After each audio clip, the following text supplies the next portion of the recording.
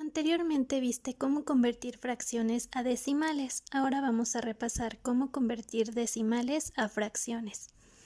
Recordemos que el periodo es aquella parte decimal que se repite infinitamente.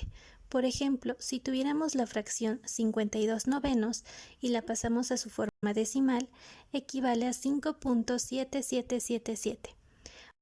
Para representar esa parte infinita, podemos escribirlo como 5.7 con una rayita arriba. Esa raya sobre el 7 se llama periodo y nos indica que el 7 se repite infinitamente.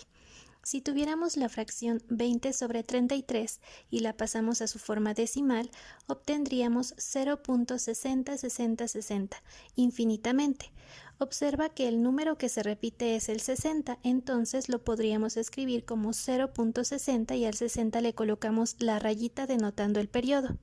Finalmente, si tuviéramos un número decimal como por ejemplo 0.0056666, entonces reescribimos la cantidad como 0.005 y al 6 le colocamos la rayita que denota que se está repitiendo infinitamente. Entonces, en general, podemos decir que cuando trabajamos números decimales y queremos convertirlos a fracciones, podemos clasificarlos en tres grupos: decimales de periodo cero o decimales exactos, decimales de periodo distinto de cero sin anteperiodo o decimales de periodo distinto de cero con anteperiodo. Un número decimal de periodo cero es aquel número que tiene después del punto una o más cifras finitas, es decir, que podemos contar y que no se extienden hasta el infinito, como por ejemplo 2.75. Un número decimal de periodo distinto de cero sin anteperiodo es aquel número que tiene después del punto una o más cifras que se repiten hasta el infinito, como por ejemplo 2.13, y nota que el 13 es periódico.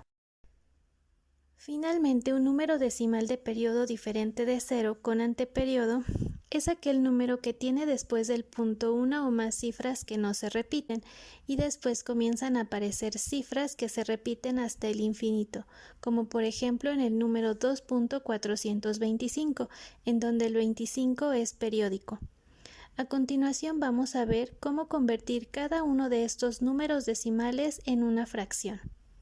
Por ejemplo, vamos a convertir el número 2.45 a fracción.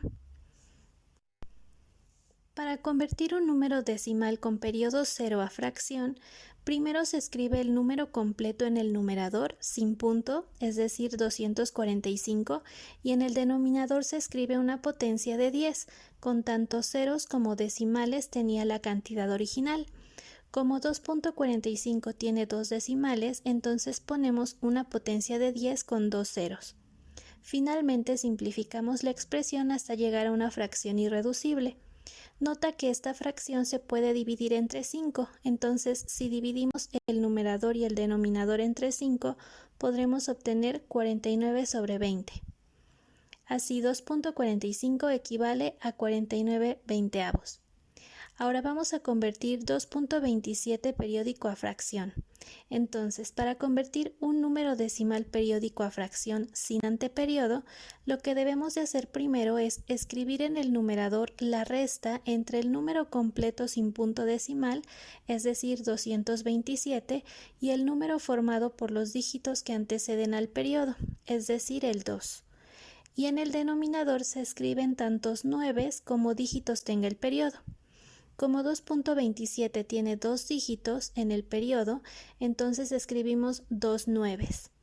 Ahora restamos 227 menos 2, lo que nos da 225 sobre 99, y nuevamente simplificamos la fracción hasta que sea irreducible. Primero nota que podemos dividir el numerador y el denominador entre 3 para obtener 75 sobre 33 y nuevamente podemos dividir ambos entre 3 para obtener la fracción 25 sobre 11. Como ya no se puede simplificar más, entonces 2.27 equivale a la fracción 25 onceavos. Finalmente vamos a convertir 11.355 periódico a fracción.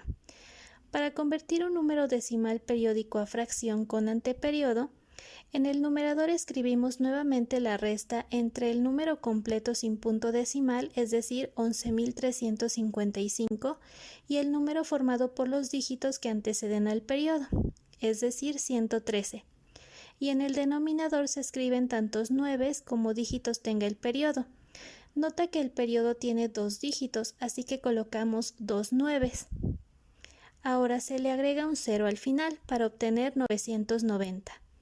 Posteriormente restamos en el numerador 11.355 menos 113 y simplificamos la fracción hasta hacerla irreducible.